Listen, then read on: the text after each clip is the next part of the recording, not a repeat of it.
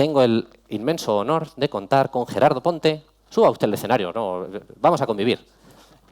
Con Gerardo Ponte, Agile Coach de BBVA España y compañero de fatigas durante el último año. A ver, ¿se me oye? Sí. Sí, sí, podemos convivir. Se ha soltado aquí. Muchas gracias por invitarme. Fenomenal. Pues Gerardo lleva una dilatada carrera en el BBVA, conoce la transformación Agile del área de transformación digital y desde el año pasado anda totalmente involucrado en la transformación Agile de un área bastante novedosa en BBVA. Y os dejo con él para que lo cuente. Venga, gracias. Dejadme un pasador. Bueno, gracias, Pablo. No es cierto lo que acaba de decir de que esté liado en la agilización de un área como el de finanzas. La historia es parecida, pero vais a ver ahora. A ver, ¿por dónde empiezo? Buenos días.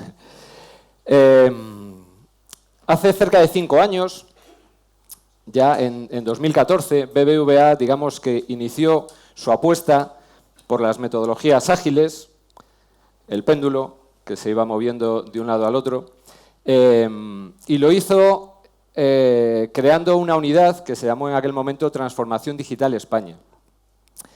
El objetivo de Transformación Digital España era básicamente el de tratar de mejorar la experiencia de los clientes del banco por los canales no presenciales, la web, la app, Contact Center, BBVA Contigo, etc. Quien creó aquello en aquel momento tenía claro que quería que los resultados de esa apuesta fueran distintos a los que se obtenían tradicionalmente con los modelos de trabajo que teníamos hasta entonces, el otro lado del péndulo probablemente. Y por eso, digamos, esta nueva unidad organizativa arrancó siguiendo por su tamaño, además éramos unas 150 personas, arrancó con un marco de escalado, en este caso el marco de escalado de SAFe. Como probablemente todos los que estáis aquí, o muchos de los que estáis aquí sabéis, SAFe, digamos, se apoya en Scrum para modelos de trabajo a nivel de equipo, y luego para coordinar, para escalar el modo de trabajo de todos estos equipos, pues lo que hace es proporciona o prescribe o propone unas ceremonias, unas dinámicas que ocurren en ciclos trimestrales. Transformación Digital España arrancó con este modelo y además desde el minuto cero no solo tenía esta coordinación en planificación, ejecución, implantación de todos estos equipos, sino que incorporó la gestión presupuestaria en ciclos trimestrales. Me explico. Lo que se hizo fue, al mismo tiempo que un equipo estaba estimando en los refinamientos, en las planificaciones, qué entregas, qué funcionalidades quería hacer en el siguiente trimestre, pues de algún modo hacía una valoración financiera del coste de esos desarrollos y en base a eso se realizaba el correspondiente fondeo para el siguiente trimestre y la gestión. ¿De acuerdo? Transformación Digital España 2014. 2016, la dirección financiera de holding del grupo de BBVA toma una decisión que es crear un concepto que le llamó la SDA. Podéis encontrar información en Internet, incluso, bueno, lógicamente en la página de bbva.com. SDA o SDA o Single Development Agenda, que no es más que una cartera única de los proyectos de transformación, donde estamos invirtiendo para transformarnos.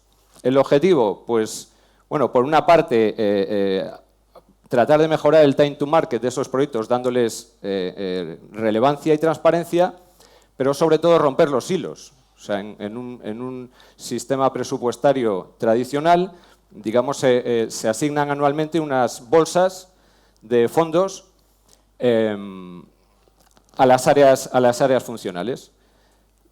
la dirección financiera del grupo decidió romper, no para la parte de operaciones, pero sí para la de transformación, romper eso con esta idea.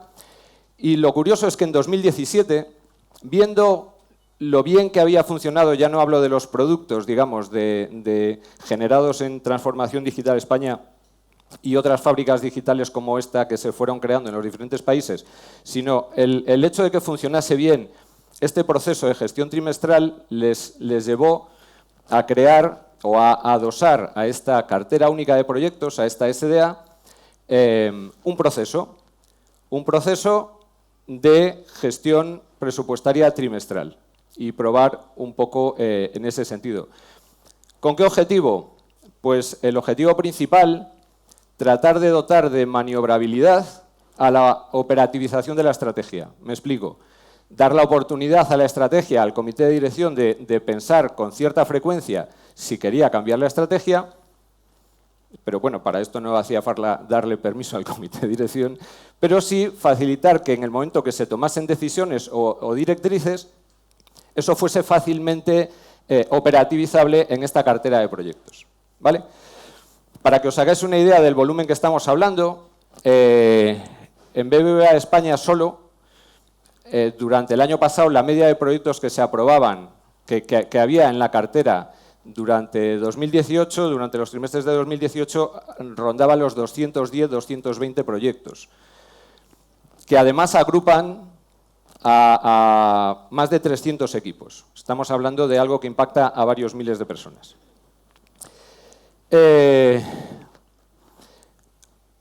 Paso muy rápidamente algunas características que yo creo que aporta este nuevo proceso que llamamos internamente de la SDA per se, como son, por ejemplo, el que ayuda a minimizar el riesgo financiero, puesto que mis inversiones son más pequeñas y en ciclos más cortos. Bueno, estoy minimizando ese riesgo financiero. Ayuda a maximizar el rendimiento de la cartera de proyectos, porque los proyectos ya no están, digamos, ocultos en las bolsas, sino que están compitiendo todos entre sí y además lo hacen trimestralmente.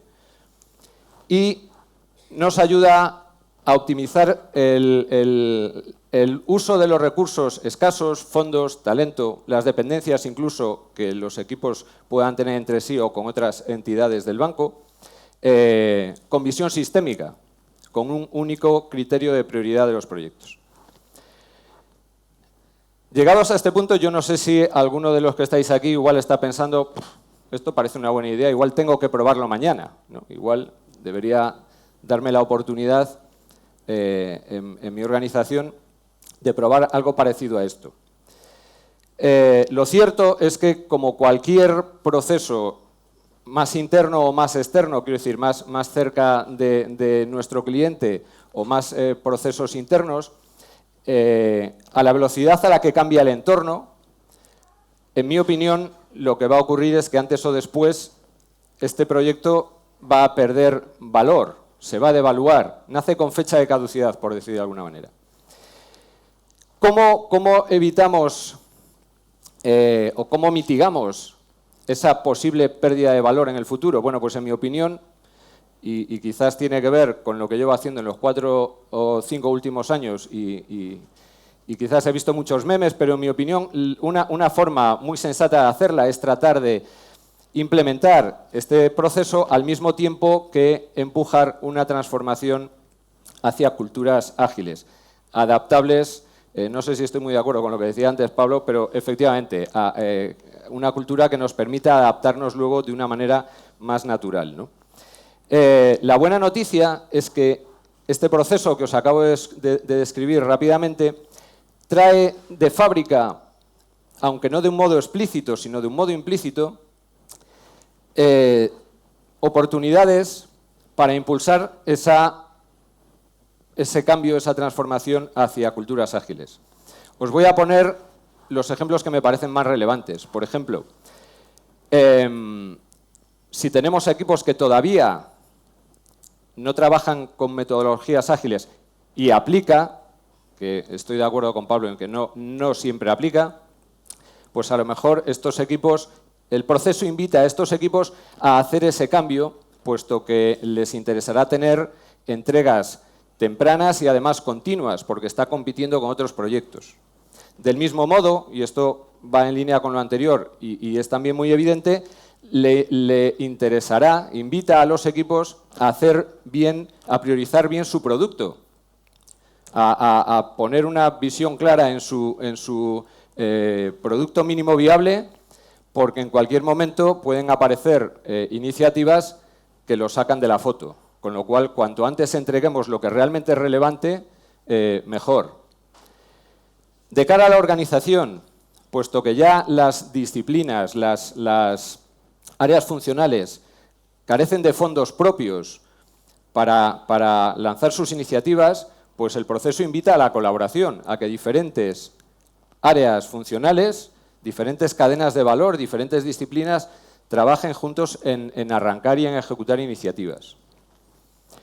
No lo he comentado antes, un pilar fundamental de la estructura de este proceso que os he comentado, que tiene como objetivo gestionar la cartera única de proyectos, es que se crea un equipo multidisciplinar que nosotros internamente llamamos el equipo de portfolio de la SDA, un equipo multidisciplinar que tiene que gestionar, sobre todo, aprobar y priorizar y luego hacer seguimiento a los proyectos de esta cartera. Digo que es multidisciplinar porque en él están representadas todas las áreas funcionales. Pues para este equipo las oportunidades son incluso mayores. ¿Por qué? Porque el proceso les invita a trabajar de una manera diferente. Me explico. En el caso de España estamos hablando de 8, 10, 12 personas y hablábamos de una cartera de más de 200 proyectos. Es imposible conocerse el detalle de estos proyectos. Con lo cual, el proceso de alguna manera les está invitando a trabajar desde una cultura de la responsabilidad y la confianza. Vamos, en palabras llanas, a delegar a los sponsors, a delegar a los equipos de proyectos, a los product owners, etc. Algo a lo que quizás no estábamos muy acostumbrados. En esta misma línea, les invita a poner foco en donde realmente puedan aportar más valor, que por supuesto es priorizando y aprobando proyectos alineados a la estrategia, es la primera misión, digamos, pero luego quizás, una vez que yo he decidido dónde voy a invertir, dónde voy a poner mis ahorros, pues seguramente estoy muy interesado en que eso salga bien. ¿Dónde puedo aportar más valor? Gestionando los impedimentos que surjan en los proyectos. Por lo tanto, me invita a poner foco en una cultura de ayuda, ¿no? Lo que llamaríamos el liderazgo de servicio. Por último, puesto que esta gestión de los proyectos es en ciclos cortos, menos cortos de lo que le gustaría a más de uno probablemente, pero desde luego bastante más cortos de lo que venían siendo antes, porque son trimestrales y no anuales, el proceso nos está invitando a cada vez que termino un trimestre, echo la vista atrás, miro cómo lo he hecho y a lo mejor quiero cambiar algo.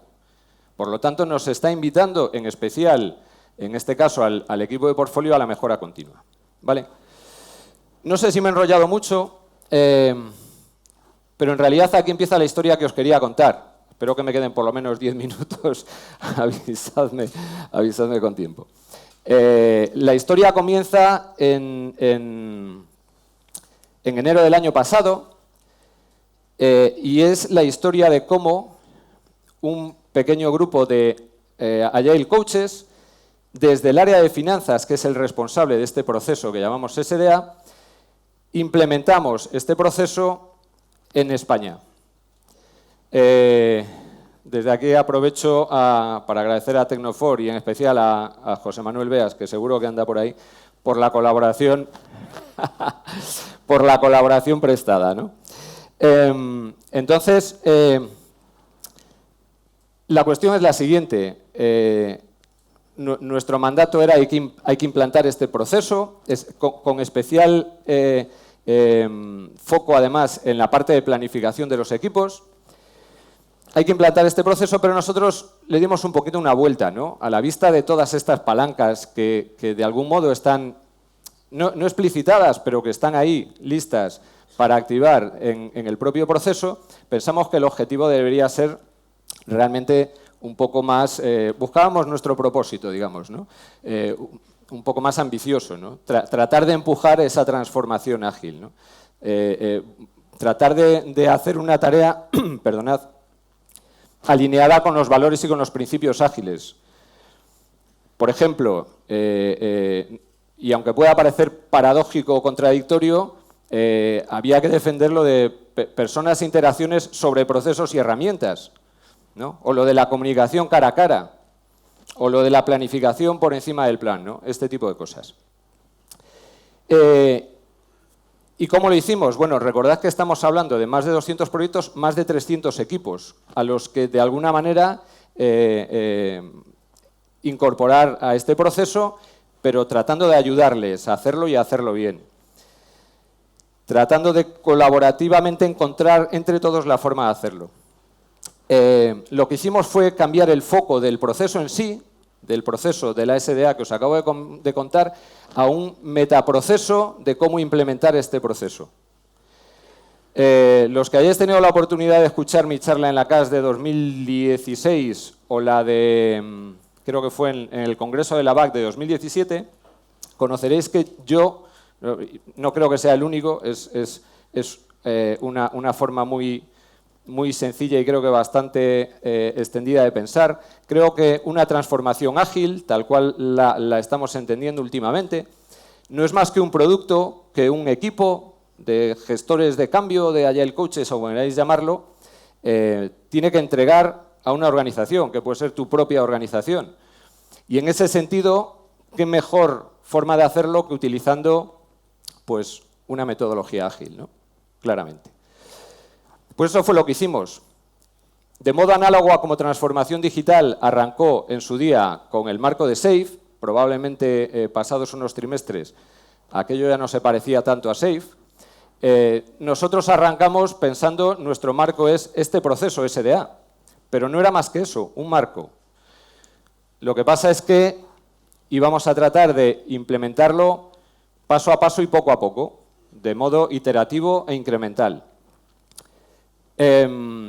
Como podéis imaginar, la parte iterativa de la frase que acabo de decir encajaba de modo natural con el ciclo trimestral.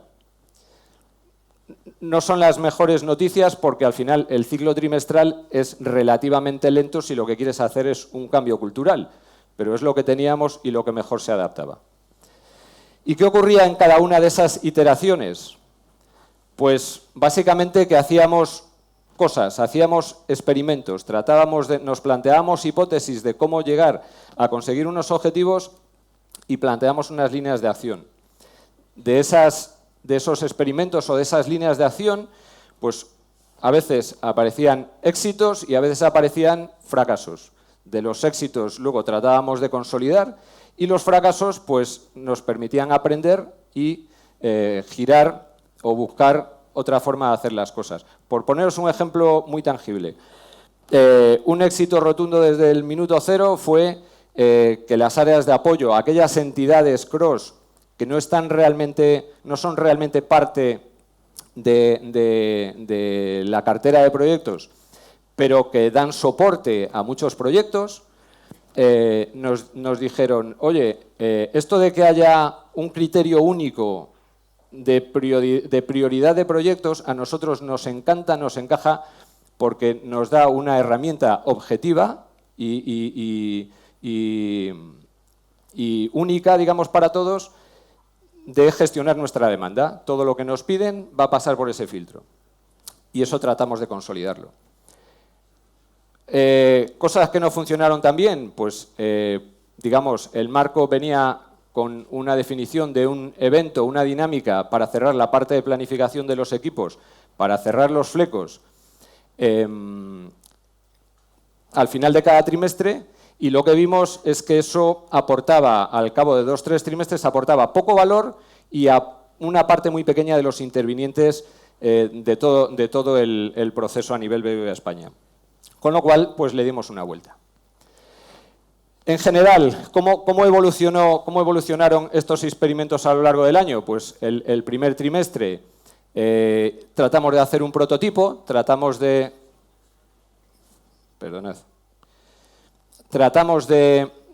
ver cómo haríamos eso, cómo implementaríamos el proceso con un grupo pequeño de proyectos, lo hicimos con 8. En el segundo, en este modelo iterativo incremental, lo hicimos escalando con 100 y pico proyectos. En el tercero tratamos de ver qué ocurría si intentábamos descentralizar el proceso y hacernos hacernos más prescindibles, digamos.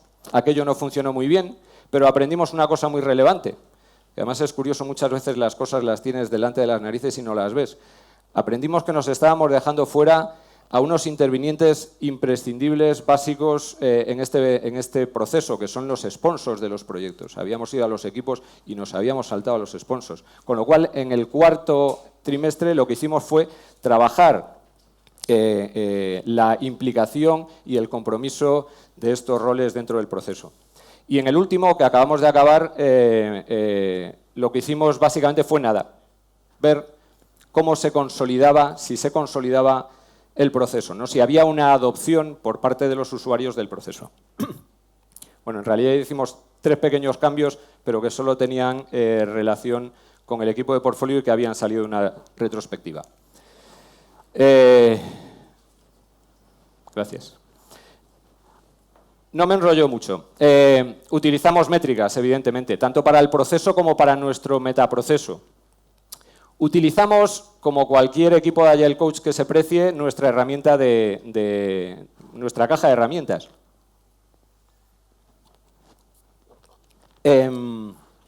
Desde hacer coaching o mentoring a los equipos cuando teníamos proximidad, capacidad de llegada al principio, alianzas después, por ejemplo, con la oficina Agile, con la disciplina Agile de España, que cogieron el testigo de hacer la formación y el acompañamiento cuando empezamos a escalar. Hicimos visual management, nos hartamos a hacer de visual management durante los 2 o 3 primeros trimestres. Llevábamos tableros con formatos diferentes, con perspectivas diferentes de la cartera de proyectos al equipo de portfolio para que tratar de que viesen, digamos, el reto que tenían delante de diferentes maneras y pudieran tomar decisiones. Hicimos, bueno, alianzas, comentaba, hicimos alianzas con el comité de dirección, los trajimos a que nos patrocinasen todos los eventos y todas las dinámicas importantes e incluso, bueno, trabajamos con ellos alguna sesión de priorización de la estrategia con técnicas tan sencillas como un dotbotting o un planning poker. Retrospectivas, lógicamente, propias de nuestro equipo y del equipo de portfolio. Bueno, tiras de lo que tienes a mano, de alguna manera, ¿no? Pero yo diría que lo más importante de todo este proceso es que nunca perdimos de vista que lo importante es que esto estuviese centrado en el usuario, que de algún modo fuese colaborativo, con lo cual pedíamos feedback constantemente y procesábamos adecuadamente ese feedback, ¿no? Para nosotros era importante lo que los usuarios, desde el comité de dirección hasta los equipos, por lo menos representados en sus product owners, pensasen de cómo íbamos yendo con el proceso. Podríais preguntarme, bueno, ¿y dónde habéis llegado después de este año y pico de trabajar la implementación de este proceso? Yo os diría que estamos como al 50%. Tenemos todos los equipos de esos más de 200 proyectos incorporados al proceso, lo tienen más o menos adoptado, hay alguno que todavía se despista, pero más o menos saben cómo funciona esto. Pero, ¿por qué digo que creo que estamos a la mitad?